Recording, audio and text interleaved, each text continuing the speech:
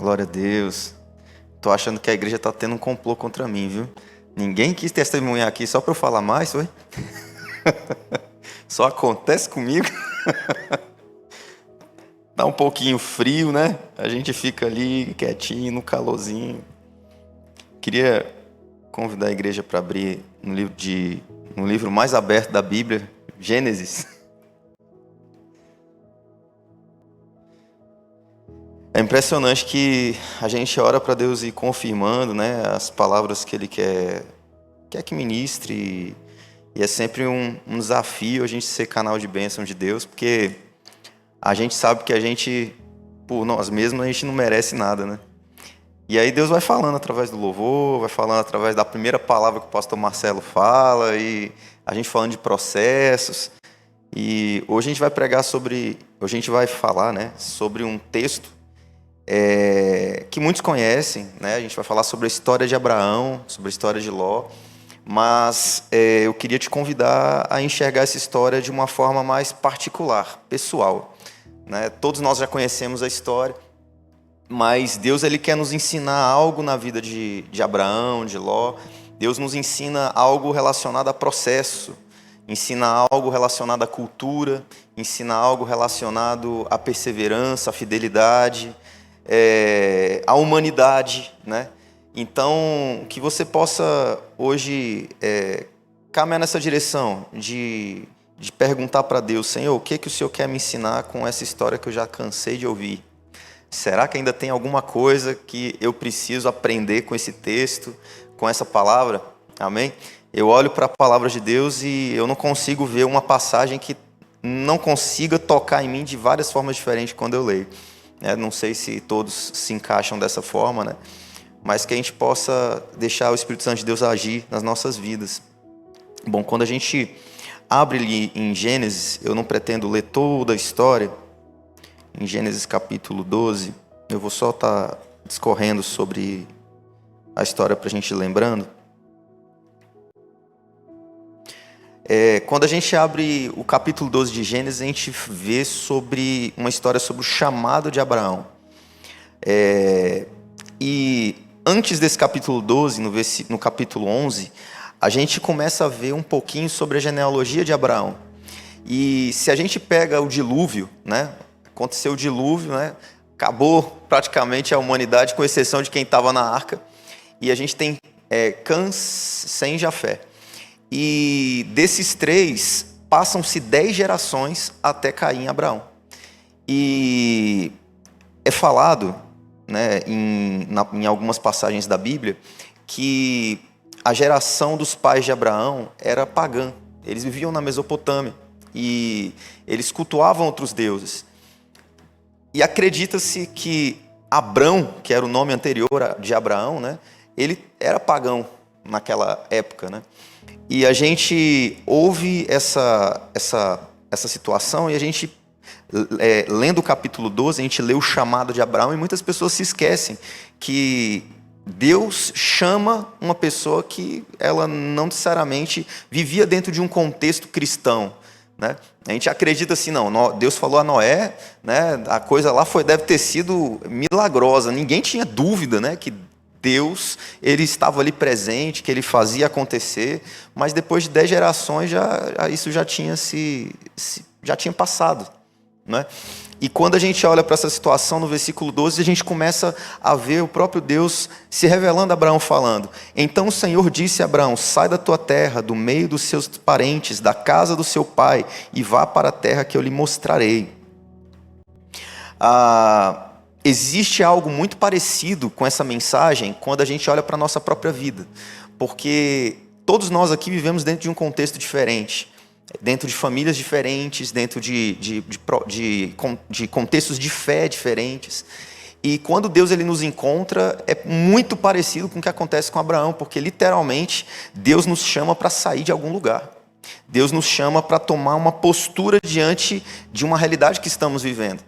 Eu lembro que na minha casa, como foi testemunhado pela minha mãe no domingo, né, a minha casa ela não conhecia a Deus. Minha casa ela conhecia a bebida e os problemas do mundo. E de alguma forma Deus ele encontra minha mãe, alcança meu pai e a minha família começa a enxergar o que é Deus e o que é o reino de Deus. E ali existe um convite meio que indireto, né, para o meu pai. Ele se converte e na maioria das vezes quando nós nos convertemos na nossa família, né, e a gente vê os outros familiares da nossa casa, existe de certa forma uma certa preocupação, né? Poxa, e agora como é que vai ser com a minha filha, com o meu filho, né? Tem alguns aí que já têm filhos já grandes, né? Tem outros que têm filhos pequenos, como a minha Rebequinha de 4 anos, né? E a gente fica pensando assim, e agora, Senhor, como é que vai ser a mudança, né? Como é que vai ser esse chamado de Deus para ela? Eu queria só que você compreendesse que o chamado de Abraão é o mesmo chamado que nós temos. Você foi chamado por Deus. Talvez você não tenha sido chamado por Deus em algum momento específico, Deus te chama hoje, amém? Te chama hoje para ir para algum lugar diferente do lugar que você está, diferente da cultura que você está vivendo. Abraão vivia num tempo onde se esqueceu de Deus, e Deus vai lá e chama ele para tomar uma postura diferente, né? E ele fala exatamente o quê? Sai da sua terra, do meio dos seus parentes, da casa do seu pai. Isso não é muito profundo, porque como é que alguém sai da sua casa, da sua terra? A gente sabe que Abraão ele estava na cidade de Ur dos Caldeus, e depois ele vai para Harã, e nesse período todo passam-se muitos anos. E aí a gente ainda vê ele, depois dessa história toda, a coisa acontecendo no sentido de ele caminhar para o Egito, né, e seguir uma série de outras batalhas e histórias, né, com Ló, o seu sobrinho. E a gente percebe que tudo isso começa com sai da tua terra. O que move uma pessoa para poder sair da sua terra, né? Eu lembro que quando eu casei com a minha esposa, né, antes de casar, eu estava mais ou menos assim, há uns 2 anos de namoro, antes de literalmente casar, né? Meu noivado teve só alguns meses, né, mas eu conheci minha esposa com 6 anos, 6, 7 anos de amizade, né? E aí eu cheguei para ela e falei assim, Raquel, que você quer fazer da vida? Ela, eu quero ser diplomata. Aí vou fazer a prova do Rio Branco, não sei o quê. Aí eu falei assim, eu acho que a gente vai ter que ser só amigo. Eu joguei um balde de água fria nela, porque eu me projetava como alguém que cria raiz em um lugar. Eu nunca me vi como uma pessoa, né, de ficar vivendo como diplomata, sabe? Mora num país, mora em outro. Isso para mim não é muito legal, não. Se Deus pedir para fazer, eu vou fazer, né? Esse aí vai ser meu espinho na carne. Mas né, eu falei isso com ela, aí ela pensou, orou, e aí desistiu, né? E aí virou bancária, né? E aí eu fico pensando, né? Eu nessa situação, Deus chega para mim e fala, sai da sua terra, né? Sai do meio da sua parentela, né? Sai da minha terra, pelo menos para mim, significa deixar pai, deixar mãe, deixar família, ir para um lugar onde você não tem raízes. E eu vejo muitos membros da nossa igreja vindo de outros estados, porque Brasília acaba sendo uma realidade dessa, né? E muita gente vem, larga pai, larga mãe, desbrava a vida, né? O Jean e a Sara, né, que são aqui da nossa igreja, são da Bahia, vieram para cá, um casal, né, de jovens, trabalhando, montando, fazendo a sua vida. Eles literalmente saíram, né, da sua parentela, né? E existe uma certa perda para nós humanos, né, que temos essa humanidade, né, de laços, não é verdade? Tem gente que acha isso o máximo, tem gente que acha isso, poxa, eu não queria fazer isso. E a gente vê que Abraão ele tem uma realidade de vida assim, bem interessante, né? Ele sai da sua parentela. E quando se lê ali o capítulo 12, parece que é algo muito rápido, né? Mas não é bem assim. Bom, eu vou ler algumas passagens aqui. Então, a gente lê em Gênesis 11, de 27 a 28, o relato da família de Terá e da morte de Harã em Ur. Harã era pai de Ló. Ele morre e muita gente fica se perguntando, tá, por que Abraão levou Ló, né? Provavelmente ele levou Ló porque ele era o filho mais velho e acabou, aí de certa forma, puxando o seu sobrinho para andar com ele, né? E quando ele recebe essa mensagem, sai da sua terra, ele leva Ló. E lá em Josué 24:2, fala assim que Deus revela que os antepassados de Israel, incluindo Terá, serviam a outros deuses na antiguidade. Só para poder confirmar, né, que realmente a família de Abrão, ela era uma família que cultuava deus pagãos. E o primeiro chamado de Deus a Abraão, ele vai acontecer em Ur. Deus aparece a Abraão ainda na Mesopotâmia, antes dele habitar em Harã, né? E ali foi o primeiro chamado divino para que ele saísse da sua terra. Lá em Atos 7, de 2 a 3, fala: Estevão, em seu discurso, narra que Deus apareceu a Abraão na Mesopotâmia antes de habitar em Harã, ordenando-lhe que saísse e fosse para a terra que ele mostraria. Então a gente tem 3 lugares. A gente tem Ur dos Caldeus, Abraão está ali, aí ele passa um longo tempo, depois ele vai para Harã, e depois de um longo tempo ele vai para o Egito. Gravou comigo? Só 3 lugares, né? Então, nesses 3 lugares, Deus vai trabalhando a vida de Abraão. E a pergunta que eu fico pensando quando eu olho para isso é: quanto tempo Deus ele trabalha o seu coração para falar para você: sai da tua tenda, sai da tua terra e vai para onde eu vou te mostrar? Já parou para pensar nisso?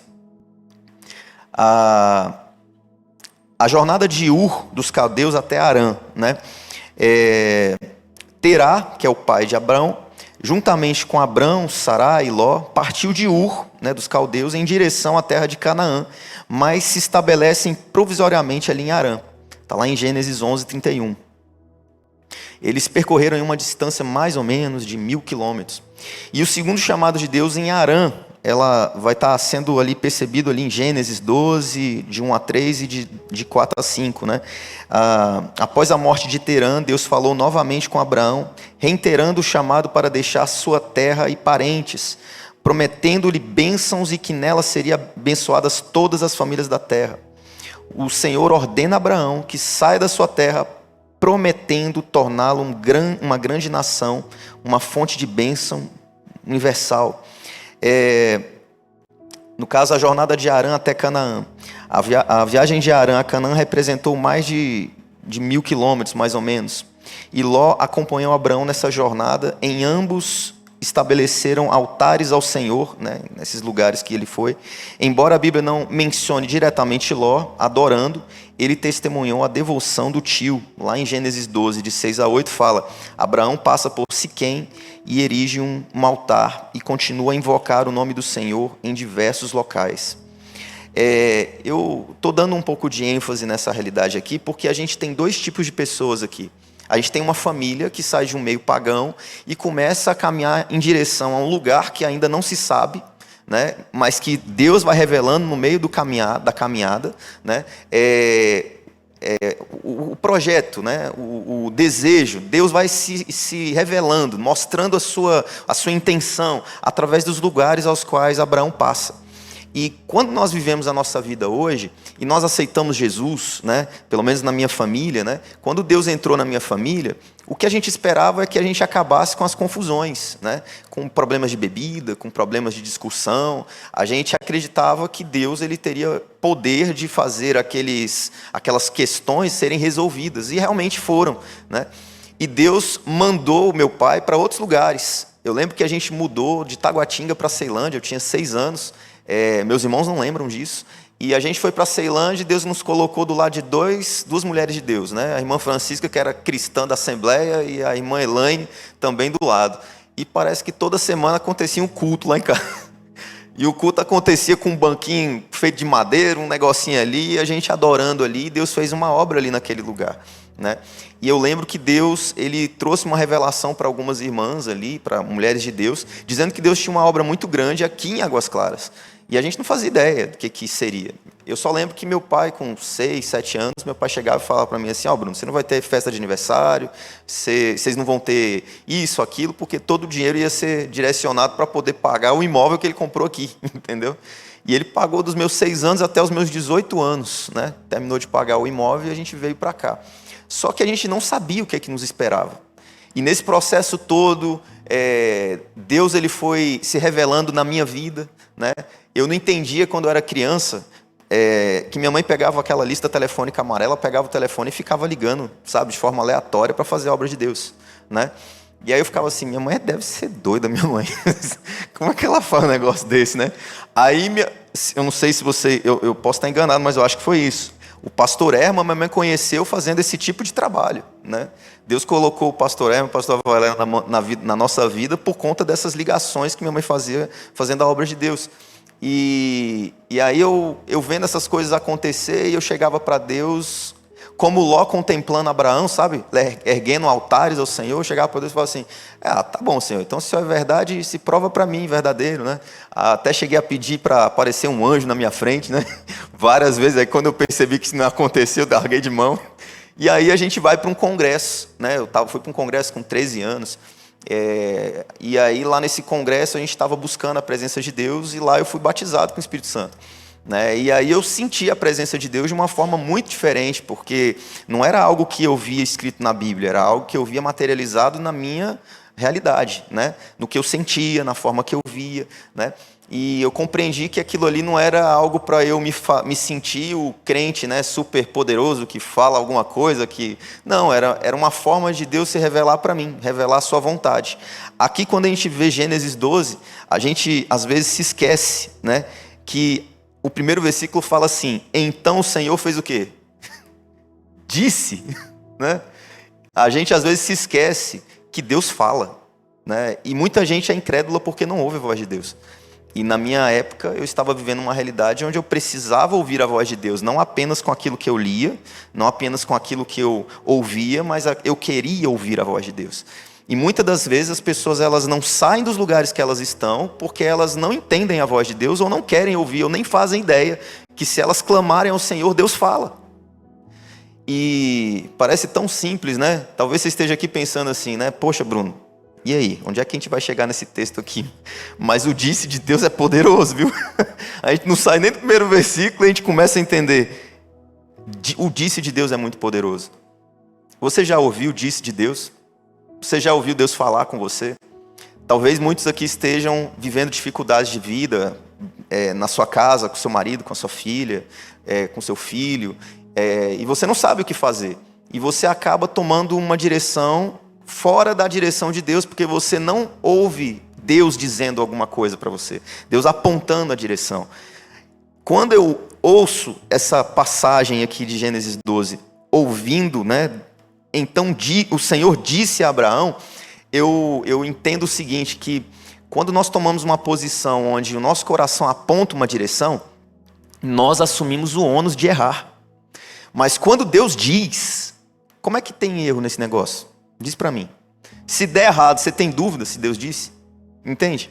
Para aquele que crê, o caminho errado foi Deus que disse, Ele vai dar o jeito, né? Então, eu vou resumir a história aqui para a gente, porque a história é longa, né? Mas, em geral, a história de Abraão fala de um homem que foi chamado num contexto pagão. Ele vivia perdido e Deus o encontra. E Deus fala para ele sair de uma terra, ele vai para a terra que Deus aponta, e chegando nesses lugares que Deus aponta, ele enfrenta desafios. Ele chega no Egito e ele acaba tentando usar como uma estratégia de homem, falando que a sua esposa não é sua esposa, porque ele tinha medo que eles matassem ele de tão bela que a sua esposa era, e ele ainda achava que se ele fosse colocado ali como irmão, ele ainda ganhar um pouco de riqueza, né? Porque as pessoas iam querer conquistar ele por ele ser irmão da mulher mais bela que eles encontraram. E é o que acontece. Ele recebe algumas bênçãos dessas pessoas no Egito, mas logo a mentira é descoberta e, enfim, ele toma o rumo dele e sai com aquelas riquezas que ele tinha e segue para outro lugar que Deus aponta.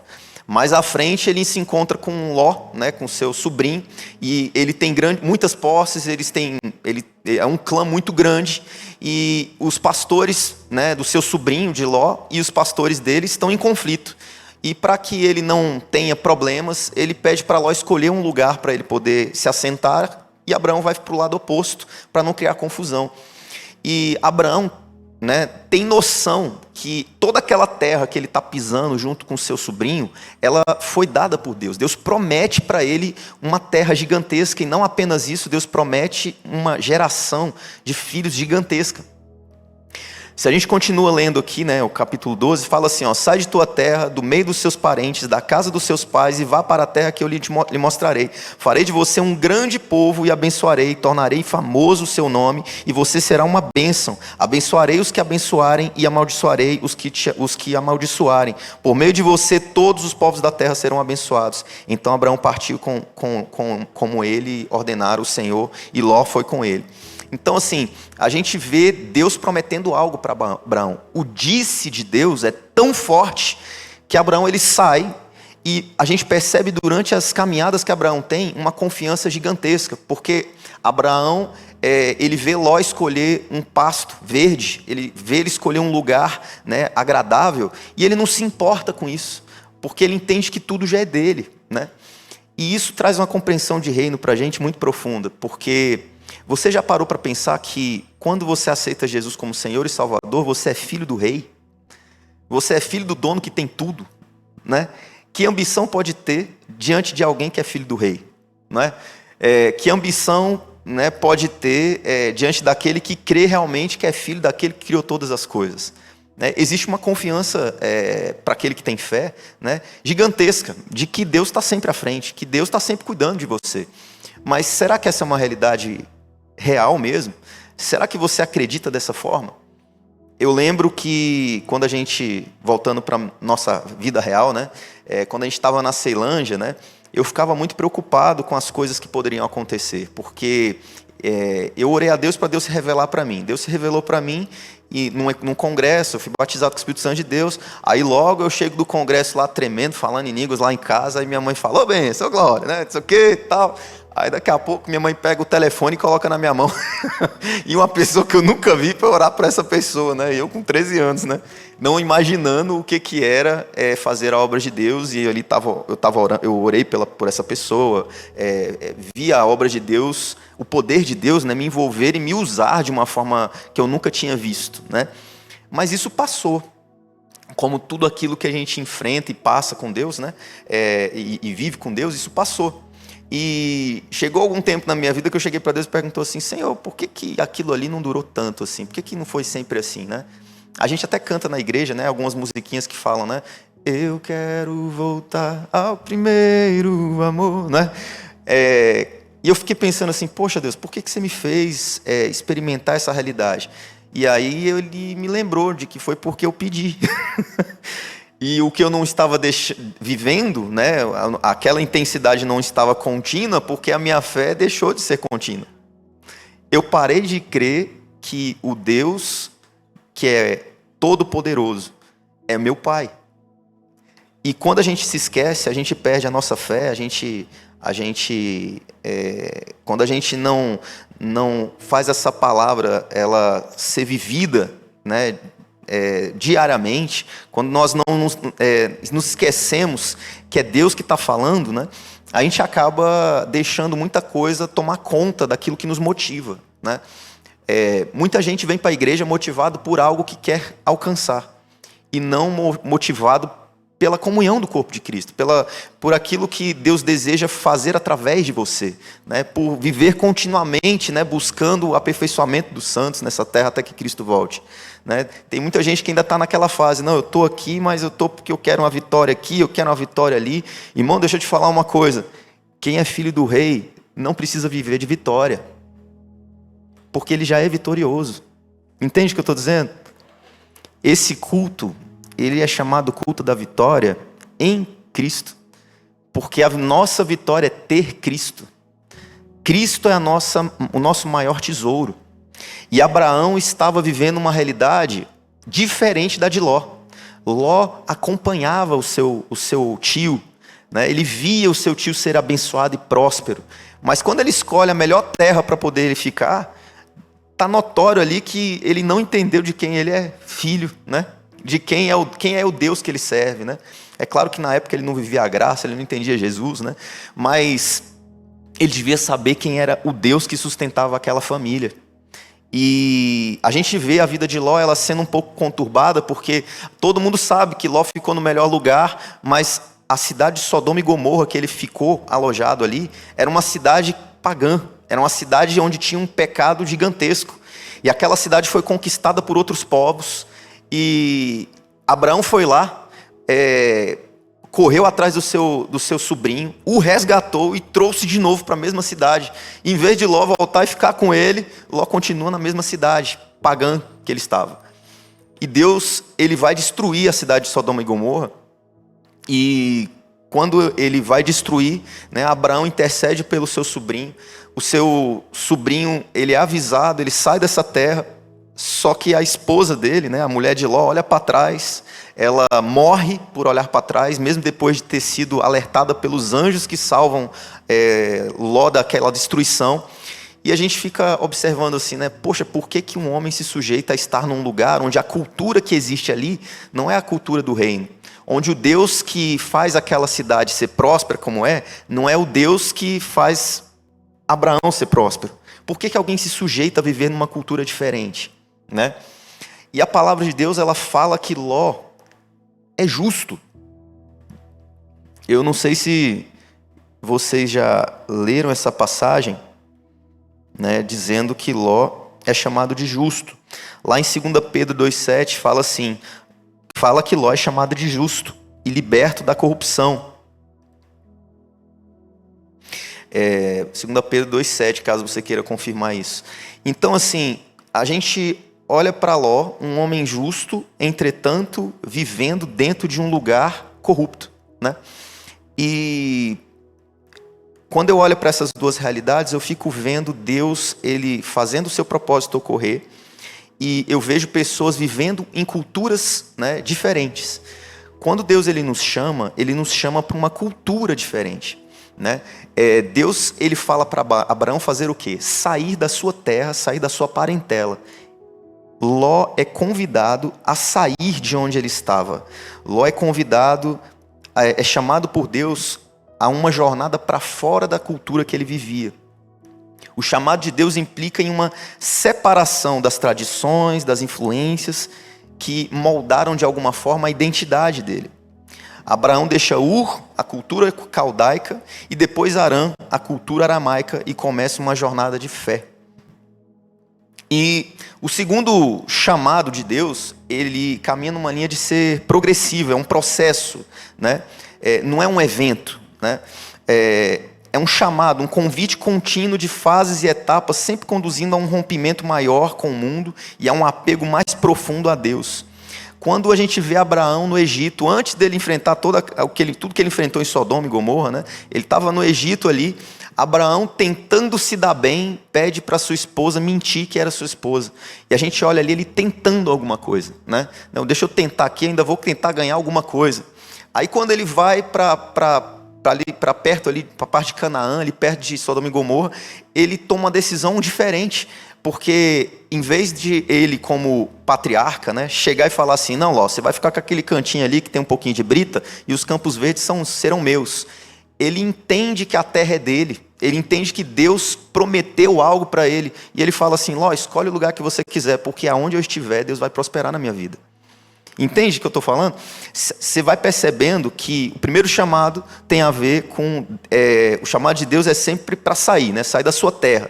Abraão sai da sua terra. O segundo, ele tem a ver com um processo, né? É um processo progressivo, onde a gente faz algumas coisas erradas e Deus vai nos ensinando, né? O terceiro chamado é para fora da cultura humana, é para dentro da cultura do reino. Então, quando a gente observa o chamado de Deus, o chamado de Deus hoje, ele é semelhante a sair da vã maneira de viver, né? Recebida de nossos pais para viver segundo os valores de Deus, do reino de Deus, né? Então, nesse terceiro item aqui, eu queria dar ênfase em relação a uma coisa específica.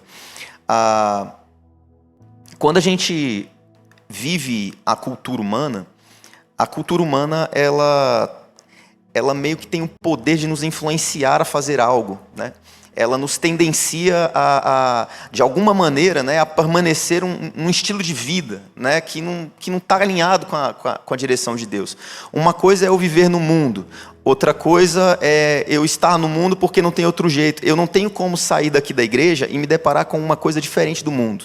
Aqui dentro existem pessoas que professam o evangelho, que creem no evangelho, que estão caminhando em buscar a santidade. Mas quando a gente pisa do pé para ali, você vai sair na rua e você vai ver outdoors que estampam a pornografia, você vai ver pessoas que estão se drogando. Então não tem como nós sairmos daquele mundo. Nós estamos ali sujeitos a essa realidade, não é? Mas quando Deus ele leva, né, o povo dele, né, para o deserto, digamos assim, né, e ele se revela para aquele povo, Deus ele revela a cultura do reino. Deus ele traz uma mensagem que transforma o povo, que revela a vontade de Deus, que revela o reino. Então, quando nós saímos, a um título de exemplo, aqui dentro da igreja, e nós pisamos naquele mundo lá fora, nós entendemos que Jesus está dentro de nós, que o reino está dentro de nós, que a cultura do reino está em nós. Então, o que eu vejo em volta não consegue me corromper, porque o que me transforma é de dentro para fora, entende? Então, o chamado de Deus, ele começa em você saindo de um lugar, você saindo da sua terra, da sua forma terrena de pensar, da sua forma corruptível, né? Nós queremos pecar, nosso coração é mau. Quando nós compreendemos isso, nós entendemos, não, eu não consigo viver dessa forma, eu tenho que nascer de novo. E quando você aceita Jesus, você nasce de novo, você começa um processo de compreender quem é Deus, de compreender o que é o reino de Deus, até que você entende a cultura do reino, até que você entende por que as coisas são do jeito que são. E aí você faz Deus habitar dentro de você e você começa a dar vazão para o que Deus pede para você fazer. É uma luta que já não tem mais a ver com algo que eu falo para o outro, mas é uma luta que tem a ver com o que eu estou sentindo dentro do meu coração.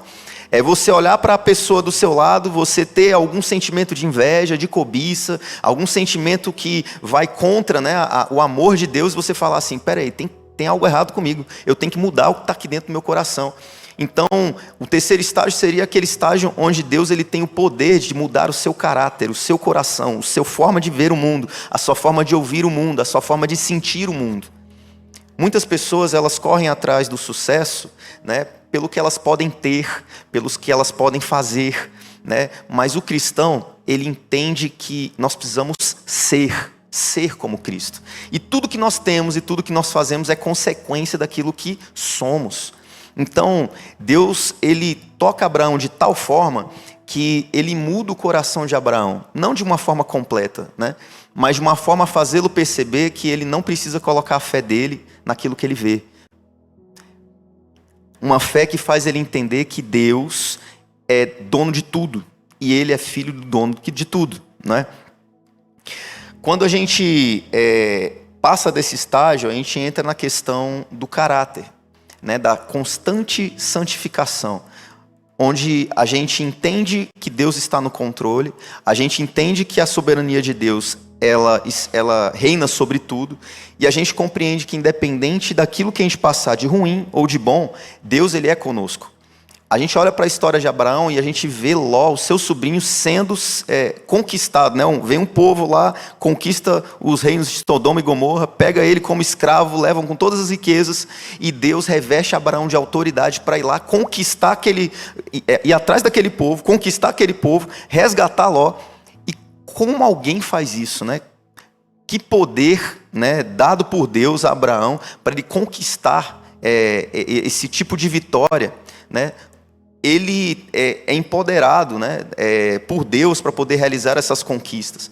E fica a pergunta, né, quais conquistas eu hoje alcanço, né, talvez não semelhantes às de Abraão, mas na minha vida particular em relação a isso. A minha família, voltando, né, ela foi para a Ceilândia, a gente fez a obra lá, muitas dificuldades nós enfrentamos na área financeira, muitas dificuldades nós enfrentamos na área da família. Eu lembro que meu pai e minha mãe oravam pelos meus tios, que bebiam, que fumavam, que viviam uma vida complicada. Minha mãe fazia evangelismo lá em Goianésia, né, para poder alcançar aquele povo. E assim, sempre era uma batalha. Todos nós temos batalhas em várias áreas da nossa vida. E muitas das vezes a gente se acanha, né? A gente fica ali acuado, porque a gente não sabe se Deus vai nos dar a vitória, né?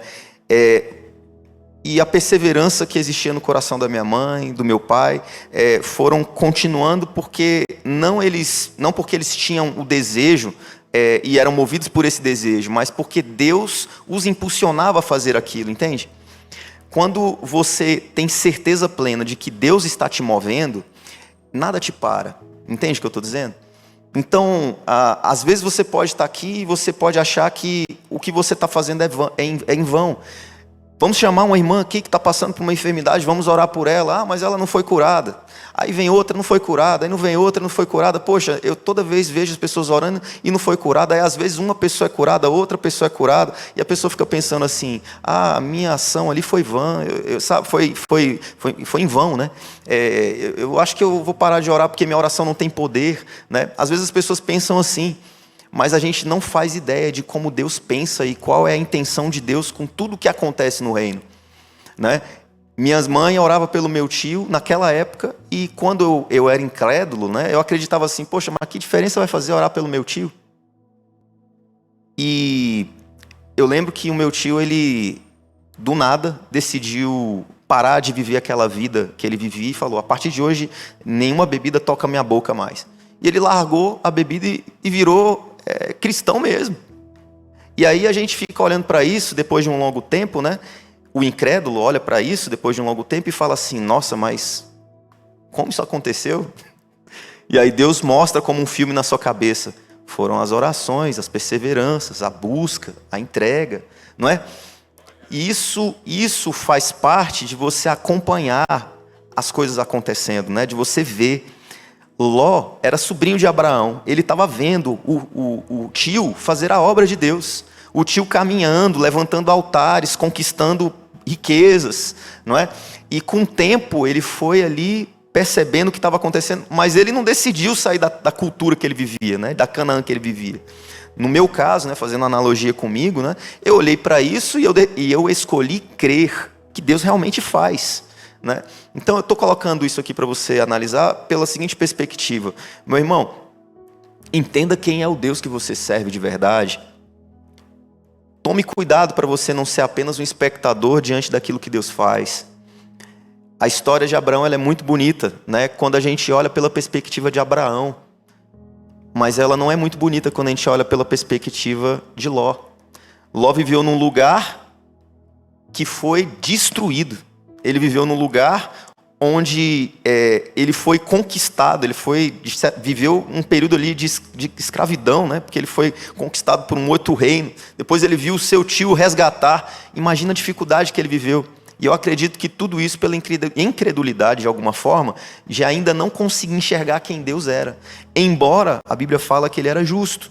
Então, eu não estou colocando isso aqui para justificar que toda pessoa justa que passa por dificuldade é por incredulidade. Mas eu estou querendo dizer que talvez você esteja aqui buscando as coisas de Deus e você ainda não entendeu quem Deus é. A gente não busca a Deus pelas bênçãos que Ele pode nos dar. Nós buscamos a Deus por quem Ele é. Porque Ele nos criou com propósito, Ele nos criou com objetivo. Abraão viveu o propósito de Deus, entendeu o chamado de Deus, ouviu o disse de Deus. E isso o movia. Ló não era movido por Deus, eu acredito. Né? Ló foi muito influenciado por Deus, mas eu acredito que Ló estava sendo mais movido pelo tio dele. Eu não sei se você está me entendendo, mas eu não quero ser movido por homens de Deus. Eu quero ser movido por Deus. Eu não sei se você está aqui hoje e você está sendo movido por dificuldades. Não seja movida por dificuldades. Não é porque seu casamento está ruindo que você tem que estar aos pés de Deus por causa disso. Não, aí meu casamento vai voltar e vai estar tudo certo. Seu casamento ele vai ficar de pé porque você crê em Deus e porque você vai fazer a sua parte como cônjuge para poder a sua vida caminhar na direção da família que Deus criou para poder ser diferença nessa terra. Amém? Que a sua família seja bênção nessa terra, promova o evangelho, edifique vidas, que o seu testemunho de vida caminhe nessa direção, que você ame a sua esposa como Cristo amou a igreja e a esposa da mesma forma. Eu coloco essa situação porque quando nós vivemos alinhados com a direção de Deus, nada pode nos impedir de alcançar o destino que Deus traçou para nós, entende? Meu tio se converteu, mas ele escolheu a Cristo pelo testemunho que a nossa família, de alguma forma, influenciou e ajudou, não é? O que você pode estar fazendo hoje na sua casa, na sua família, no seu trabalho, né, com seus filhos, que pode exalar Cristo de você? Que a sua vida ela testemunhe de Cristo, que o seu comportamento testemunhe de Cristo. Eu falei de alguns níveis, né? Mas Deus ele nos quer com o caráter de Cristo em nós. Deus nos quer transformados de dentro para fora, e isso dá muito trabalho para quem não enxerga o disse de Jesus, o disse de Deus. Se você realmente crê que o Senhor é Senhor e Salvador da sua vida, então você deve acreditar que o lugar que Ele aponta e as coisas que Ele fala precisam ser feitas. Deus ele fala que nós devemos, né, perdoar aqueles que nos ofendem, né, que nós devemos dar outra face para aqueles que nos batem em uma. Né. Resumindo, né, nós precisamos amar as pessoas como Cristo amou a igreja. Né. Eu preciso amar as pessoas com o amor de Cristo. E como eu faço isso? Eu faço isso me rendendo ao Senhor. Eu faço isso me rendendo ao Senhor todos os dias. Eu preciso fazer isso. Eu acordo de manhã, a angústia vem sobre o meu coração. O que eu faço com angústia? O que eu faço com medo? O que eu faço com ansiedade?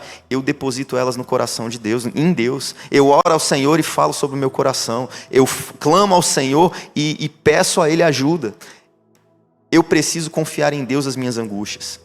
Muitas pessoas não confiam em Deus as suas angústias. Muitas pessoas querem se mover numa direção onde elas têm o poder de controlar e sanar as suas angústias. Deixa eu te contar uma coisa, meu irmão. O pecado, essa terra não tem solução para o pecado. Você pode ir no hospital, o hospital não vai curar o seu pecado. Quem limpa o pecado do coração do homem é Cristo, é Deus, é Jesus. E tem muita gente doente, não por causa de doença, é por causa do pecado. E nós, quando entendemos isso, entendemos que precisamos de cura. Quando nós falamos aqui na igreja de culto, de cura interior, a cura interior caminha muito na direção de fazer Deus entrar para o pecado sumir, entende? E quando eu falo de pecado, eu não estou aqui... Eu falo de pecado, eu estou dizendo em relação a você ser uma pessoa que zela pela palavra de Deus. Quantas pessoas contraem câncer, contraem doenças extremamente... Não estou falando que é todo mundo nesse sentido, né? Mas quantas pessoas estão doentes por causa do pecado, porque guardaram mágoa no seu coração, porque são pessoas invejosas, porque são pessoas movidas pela ganância, pelo abandono de alguma forma. Quantas pessoas são doentes porque deixaram seu coração ser guiado pela sua própria ambição e seu próprio ego. Eu preciso me render ao Senhor todos os dias. Eu preciso olhar para mim no espelho e não esquecer do meu reflexo e falar assim, eu preciso mudar isso em mim, porque Deus está pedindo. Se eu não mudar isso, eu vou ter que viver isso, eu vou ter que viver aquilo. A palavra de Deus fala que quando nós ceamos diante do Senhor e nós não resolvemos aquilo que precisamos resolver, quando temos algo contra o nosso irmão, ou quando temos algo que precisamos tratar em relação ao pecado, a Bíblia fala, e muitos estão doentes por causa disso. Pouco se fala das doenças que são fruto do pecado, e muito se fala de doenças que a ciência pode curar. Não é uma inversão que esse mundo quer fazer na nossa mente? Não é?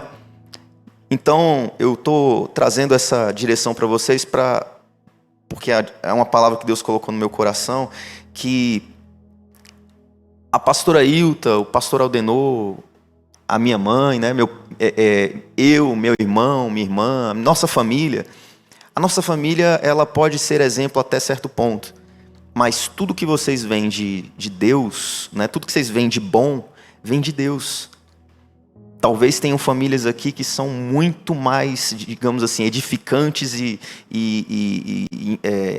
edificam muito mais vidas do que nós. Mas eu quero que você compreenda que a única fonte que podemos buscar é Cristo. O testemunho que damos é fruto daquilo que a gente deixa de Cristo sair de nós. Minha mãe pregava o evangelho porque era isso que Deus tinha transformado no coração dela. Deus transformou a minha casa de tal forma que minha mãe precisava fazer os irmãos viverem Cristo na vida deles. Como você tem feito os seus familiares viverem Cristo? Não é pelo que você fala, meu irmão. É pelo que o Espírito Santo fala. Quem fez Abraão sair do lugar dele foi Jesus? Foi Deus, né? Ou foi Abraão que decidiu sair da terra? A estratégia que Abraão tomou em muitas situações foi dele. Mas quem tirou Abraão de lá foi Deus. Quem vai tirar a sua família do lamaçal, do pecado, é Deus. Quem vai mudar a sua vida, a sua história, é Deus. Quem muda é Jesus. Jesus tem poder de mudar as nossas vidas. E sabe por que a gente está vivendo num tempo difícil? Porque as pessoas não querem viver Cristo. As pessoas querem viver uma solução parecida com um hospital, onde você está com dor de cabeça, você toma uma coisa e vai parar a dor de cabeça. Mas não é isso que o Evangelho não funciona assim. Não é com uma oração do pastor na sua cabeça, irmão, você não querendo viver o Evangelho e se recusando a viver a palavra de Deus, que aquela doença vai sair da sua cabeça, a não ser que Deus queira que isso aconteça. A gente não pode viver a palavra de Deus de forma vazia, porque o preço é muito alto. Você pode viver a palavra de Deus de forma vazia se você quiser. Você pode vir aqui na igreja e aparentar santidade. Você pode tratar as pessoas bem para ganhar títulos. Você pode correr atrás da igreja para poder sanar a sua dor, a sua doença, as suas dificuldades. Mas isso vai ser vazio. E no final dos tempos, Deus vai olhar para você e vai falar assim: afasta de mim, porque eu não te conheço. Eu quero ser visto por Deus como um filho, mesmo que eu erre. O que Deus faz bater de forma latente no meu coração é que o cristão, quando ele erra e quando ele acerta, ele glorifica o nome de Deus. Se você vê um pastor que peca no altar e se arrepende e confessa o seu pecado no altar, você vê a glória de Deus ali. Se você vê um pastor que glorifica o nome de Deus através do bom exemplo que ele tem no altar, ele glorifica o nome de Deus ali. Mas quando ele não se humilha na presença de Deus, não existe glória, existe aparência. E não é verdade que o nosso mundo é cheio de aparência? Nós queremos, naturalmente, nós validamos muito a aparência. Nos vestimos bem, nós tomamos banho, chegamos aqui cheirosos, né? Compramos um óculos bonito, um relógio bonito. A aparência faz parte desse mundo real. Mas Deus quer que você pareça mais com Ele do que com esse mundo. Ló queria viver no mundo. Abraão, há muito tempo, tinha entendido que o reino de Deus era o que ele precisava viver. E eu queria te convidar essa noite para que você vivesse a cultura do reino de Deus. Viva a cultura do reino de Deus. Aquela cultura que faz o mundo não influenciar você. Aquela cultura que não faz você ter prazer de estar no mundo. Aquela cultura que te faz sair do mundo. Eu lembro que quando meu pai se converteu, e minha mãe também, a gente vivia na casa dos meus tios. Tinha sempre um futebol, bebida, churrasco. E o problema é quando a bebida começava a chegar num ponto onde as pessoas elas perdiam ali a seriedade. E aí, depois da conversão dos meus pais, meu pai chegava e falava assim: não, agora a gente tem que ir, chegou o ponto da gente ir. A gente teve comunhão até aqui, agora a gente vai para nossa casa. E a criança não tem maturidade para entender isso. Ela só quer jogar um pouco mais de bola, cair um pouquinho mais na piscina, não é verdade? E quando a gente saía daquele lugar, a gente ia para casa. E depois, eu analisando, né, depois de mais velho, né, todas as situações que aconteciam, eu comecei a perceber, essa é a cultura do reino. A cultura do reino é aquela que eu me relaciono com as pessoas do mundo para tentar levar Cristo até onde eu puder. Mas eu não me contamino com Ele. Eu lembro um tempo atrás, que meu pai, muito atrás, que meu pai ficou sabendo aí de uma cerveja sem álcool, inventou de tentar provar alguma coisa nesse sentido. E aí Deus deu um puxão de orelha nele e falou: a cultura do mundo aí, ó. E aí ele desistiu, né? Saiu daquela linha. Lembro também de uma situação que meu pai, ele era alcoólatra, né? E ele estava tomando um suco de uva, mas aquele suco de uva estava gostoso demais, sabe? E aí ele viu que estava um pouquinho fermentado demais. Tirou também, né, o suco de uva de perto dele. No final das contas, meus irmãos, nós seremos tentados por muitas coisas neste mundo. Sodoma e Gomorra é tentadora. E nós precisamos tomar uma atitude diante disso.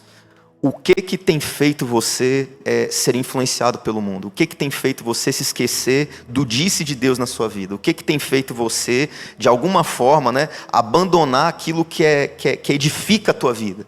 É um Netflix da vida, um seriado, é TV, é internet, é TikTok, é uma amizade, é um grupo de WhatsApp? O que tem sido utilizado por este mundo para te prender? Toma cuidado com o lugar que você está, porque por mais que você zele pela justiça, pode ser que você se dê mal como Ló.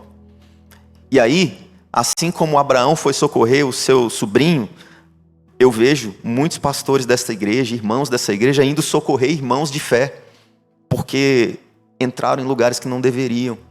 E eu, assim, se tem algum privilégio de você estar na igreja, é o de você ter muitos exemplos negativos que você não deve seguir. E eu não estou falando isso daqui para me colocar melhor que ninguém. Eu estou colocando isso daqui para você vigiar, meu irmão. Vigia você que está de pé. Vigia você que está vivendo neste mundo.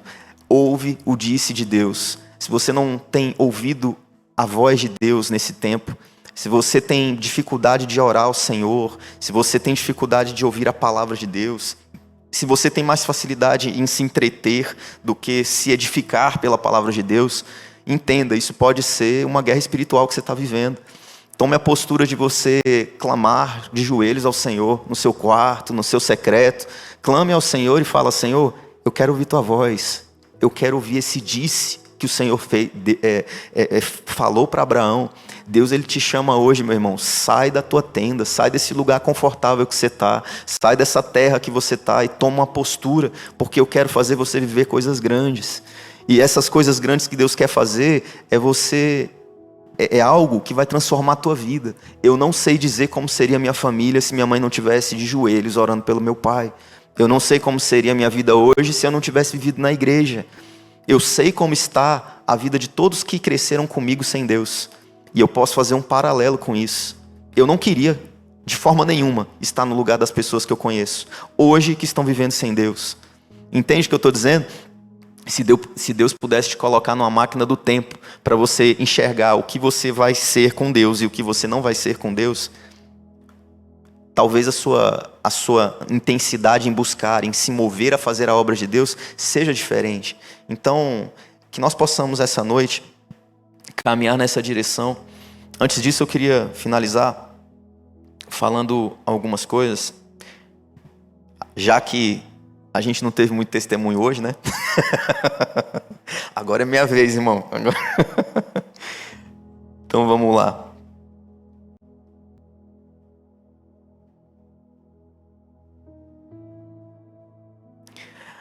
Buscar o caráter de Cristo não é opcional para quem crê, mas é o centro da vida cristã. Sermos transformados dia a dia pelo Espírito Santo, para refletir a beleza, o amor e a justiça e a humanidade de Jesus. Lá em Romanos 8:29 fala: porque os que dantes conheceu também os predestinou para serem conformes à imagem do seu Filho, a fim de que ele seja o primogênito entre muitos irmãos. O plano eterno de Deus é que nos tornemos semelhantes a Jesus, não apenas em aparência externa, mas no caráter, humildade, amor, justiça, misericórdia. Quando as pessoas na sua casa verem você parecido com Jesus, elas vão começar a crer no Jesus que você fala. Amém? Que a nossa vida valide o nosso discurso, amém? Porque esse é o propósito da nossa santificação. 1 Tessalonicenses 4:3, pois esta é a vontade de Deus, a vossa santificação. 2 Coríntios 3:18, e todos nós somos transformados de glória em glória na mesma imagem como pelo Espírito do Senhor. A santificação não é só para parar de pecar, mas assumir o caráter de Cristo progressivamente, à medida que caminhamos com Deus, amém? Porque Jesus é um modelo perfeito de humanidade. Em 1 João 2,6 fala: aquele que diz que permanece nele, esse deve também andar assim como ele andou. Esse versículo aqui é o versículo que talvez deva mais doer na vida do cristão inútil, né? Do cristão que leva as coisas na barriga. Aquele que diz que permanece nele, esse deve também andar assim como ele andou. No seu lugar, né? Se você passando uma dificuldade, né? Algo que você não sabe responder, você tem que pensar assim: no meu lugar, o que faria Jesus? Eu preciso pensar isso todos os dias. Amém? 5. Porque sem o caráter de Cristo, nosso testemunho é vazio. Mateus 5,16 fala: assim brilha a vossa luz diante dos homens, para que vejam as vossas boas obras e glorifiquem o vosso Pai que está nos céus. Não adianta apenas crer ou frequentar a igreja. O mundo precisa ver Cristo em nós, o caráter e atitudes. Filipenses 2,15, para que sejais irrepreensíveis e sinceros, filhos de Deus, inculpáveis no meio de uma geração corrompida e perversa.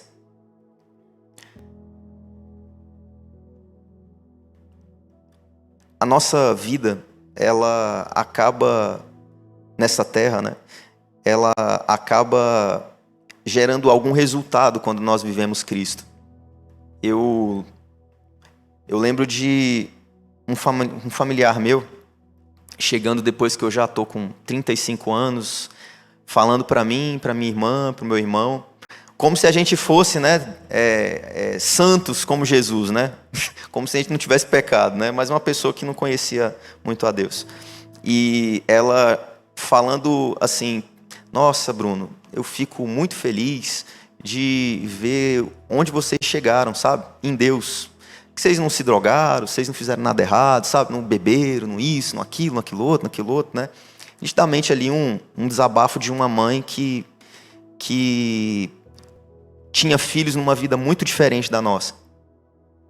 E eu olhei para aquela realidade ali meio que sem saber como falar alguma coisa, porque eu estava sendo comparado na frente dos filhos, entende?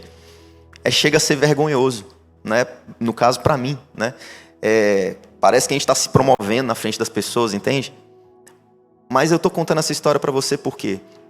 Porque da mesma forma que muita gente investe na poupança e no fim da vida tem dinheiro para lidar com a velhice e não se preocupa com a ausência de dinheiro, no reino de Deus, você que investe no seu filho, investe na sua família, vai chegar um dia que as pessoas vão olhar para tudo que Deus fez na vida da sua família e vai falar assim: poxa, se eu soubesse disso. E aí é tarde demais. Nessa história, o filho dessa pessoa morreu, levado pelas drogas. E o que pode se fazer? Nada, né? Então, a gente não faz ideia do que pode acontecer. Mas o que a gente tem que ter certeza é que Cristo tem que brilhar através do testemunho que a gente dá dele. Amém? Então que Deus brilhe através da sua vida e que nós possamos fazer uma oração hoje. Talvez você esteja aqui, você tenha que se reconciliar com Deus. Talvez você esteja aqui, você tenha que se arrepender dos caminhos que você tem tomado. Talvez você esteja aqui e o seu caminho tenha sido trilhado como o caminho de Ló, ou o caminho de Abraão, né? Você talvez tenha feito aí alguma coisa parecida com Abraão, ter mentido para ter vantagem. No final das contas, Abraão não era Jesus, Ló não era Jesus. Eu não sou Jesus, você não é Jesus, mas todos queremos ser parecidos com Ele, amém? E precisamos nos arrepender todos os dias e nos prostrar todos os dias pedindo: Senhor, eu quero ser como o Senhor, eu quero o seu caráter em mim, me transforma todo dia, porque eu não quero, Senhor, ser movido pelo meu coração, eu quero ser movido pela sua palavra, pelo disse que o Senhor tem para mim todos os dias, amém? Vamos orar então. Senhor Deus e Pai, clamamos a Ti nesta noite, Senhor. Oramos a Ti, Senhor.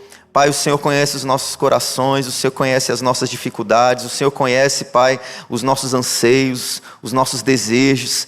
Pai, nos ajuda, Senhor, a viver uma vida de santidade para contigo. Nos ajuda, Senhor, a não desconfiar daquilo que o Senhor fala, Pai, a crer, Senhor Jesus, sem dúvida, Senhor. Nos ajuda, Senhor, a acreditar, Senhor Jesus, na Tua palavra e não acreditar no mundo, Senhor. Nos ajuda a ser influenciados pela Tua palavra e não pelo mundo, Senhor. Nos perdoa, Senhor Jesus, pela nossa omissão. Nos perdoa, Senhor Jesus, pela nossa falta de busca e de entrega, Senhor. Nos perdoa, Senhor Jesus, por todas as vezes que o Senhor falou conosco através do Teu Santo Espírito e nós nos negamos, Senhor Jesus, a ouvir a Tua voz. Ô Espírito Santo de Deus, fala conosco hoje, Senhor, seja quando estivermos dormindo, seja, Senhor Jesus, ao sairmos da Tua casa. Ô Pai, em nome de Jesus, clamamos a Ti, Senhor, não permita, Senhor Jesus, que sejamos, Pai, pessoas frias na Tua fé, pessoas, Senhor Jesus, que clamam, Senhor Jesus, palavras vazias. Nos ajuda, Senhor Jesus, a reconhecer o Senhor em todos os nossos dias e caminhos.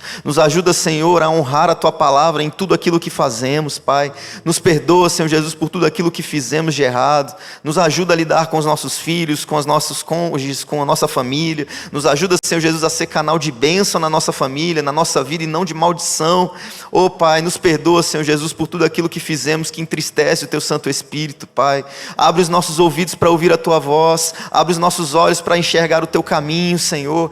Abre, Senhor Jesus, a nossa mente, Pai, para percebermos quais são os caminhos que estamos andando, Senhor Jesus, onde o Senhor não gostaria que os nossos pés pisassem. Nos ajuda, Senhor Jesus, a sair dos lugares que precisamos sair, da cultura do mundo, Senhor Jesus, que talvez ainda exista de alguma forma na nossa vida, Senhor.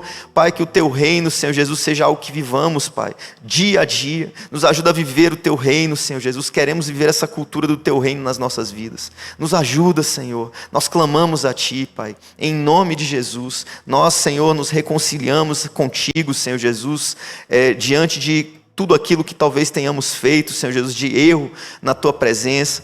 Hoje pedimos perdão ao Senhor, Pai, e declaramos que o Senhor é Senhor das nossas vidas, que o nosso falar seja o Seu falar, que o nosso enxergar seja aquilo que o Senhor deseja, Senhor Jesus, que o nosso ouvir seja diante daquilo que o Senhor deseja que nós possamos ouvir, Senhor, que tudo que fizermos, Pai, caminhe na Tua vontade, Pai. É o que Te pedimos em nome de Jesus, para a honra do Teu nome. Amém. Amém. Glória a Deus.